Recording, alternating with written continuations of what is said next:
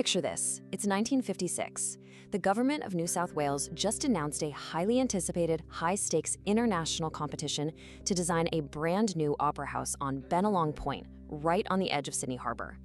Into this intense arena steps a 38-year-old Danish architect named Jørn Utzon, and he submits something completely radical: a cluster of these huge, interlocking concrete shells rising dramatically straight from a platform at the water's edge.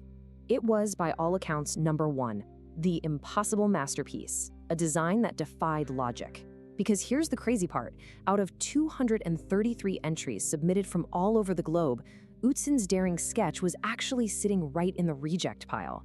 It was literally pulled from that pile by a late-arriving judge, who, in that one moment, completely changed the course of architectural history. That judge was Eero Saarinen, and when he saw Utzon's sketch, he just looked at it and declared it, quote, a masterpiece. Just like that, Saarinen handed an unknown architect the win for a building that, well, absolutely no one actually knew how to build, not even Utzon himself. The geometry of those beautiful soaring shells was completely undefined. It was just a sketch. And that undefined geometry perfectly sets up the dramatic stakes of what came next.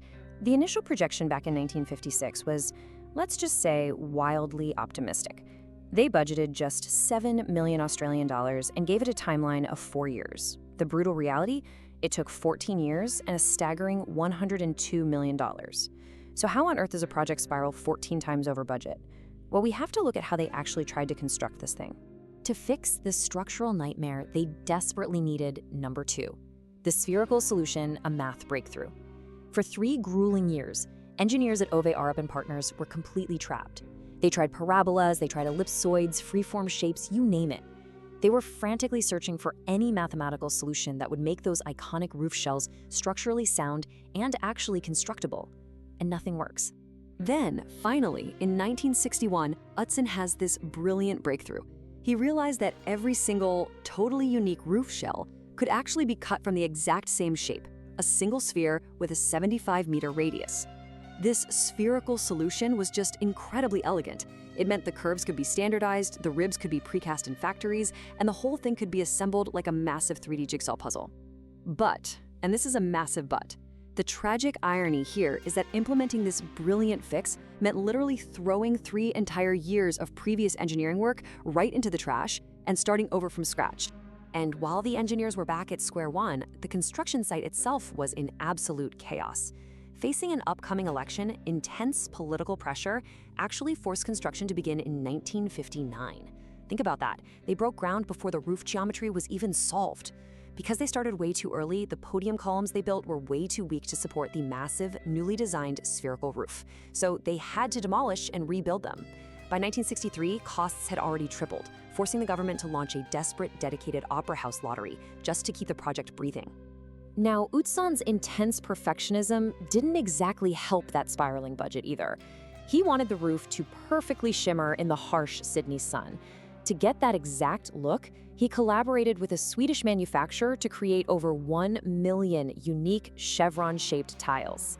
Mixing glossy white and matte cream, these tiles were arranged into over 4,000 precast panels. And get this, every single one was hand-fitted and meticulously numbered. It's just mind-boggling detail. But that uncompromising approach inevitably triggered number 3, political war and exile, the ultimate cost of perfection. By 1965, a brand new government takes power in New South Wales, and they completely, totally lose patience with Utzon's perfectionism and the absolutely exploding budget.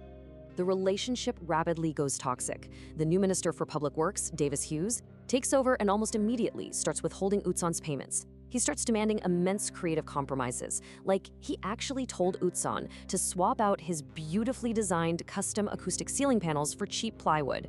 I mean, come on. So on February 28, 1966, Utzon walks right into Hughes' office and submits his resignation. Now, Utzon fully expected the government to negotiate, but they didn't. They accepted it immediately, on the spot, and hired local architects to finish the job, completely ignoring the thousands of architects and students who were literally marching through the streets of Sydney in protest. What followed all that drama was number 4, a costly vindication, defined by 42 years of exile. Utzon packed up and left Australia. The interiors, which were completed by that local panel of architects, ended up bearing almost zero resemblance to his original vision.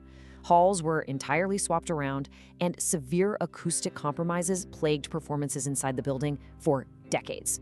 When you actually lay the original promises next to the final toll, it's just staggering to look at. The original plan promised a quick $7 million triumph with the architect leading the charge. The reality? It delivered a $102 million behemoth that took 14 agonizing years to build. And on October 20th, 1973, when Queen Elizabeth II finally opened the doors to the public, the very creator of the building was absolutely nowhere to be found. There was, however, a kind of bittersweet reconciliation right near the end of his life. Fast forward to 1999, and the Sydney Opera House Trust finally reaches out. Utzon is 81 at this point, too frail to travel, but he agrees to consult on renovations via his son. In 2004, they finally completed the Utzon Room, which is literally the single, solitary interior space in the entire building that actually matches his true design. In 2007, the building was declared UNESCO World Heritage Site, and just 1 year later, Utzon passed away at age 90, having never once seen his finished masterpiece in person. But history ultimately gave him the highest vindication possible. In 2003, Utzon was awarded the Pritzker Prize, which is essentially the Nobel Prize of architecture. The jury's words that year proved that his impossible vision was actually worth the immense sacrifice. It's this incredibly stark reminder that true innovation often requires pushing way past the boundaries of what other people deem possible or practical. Today, it is by far the most recognizable building in Australia, bringing in over 8 million visitors every single year. The building paid for itself many times over. The man never got paid what he was owed.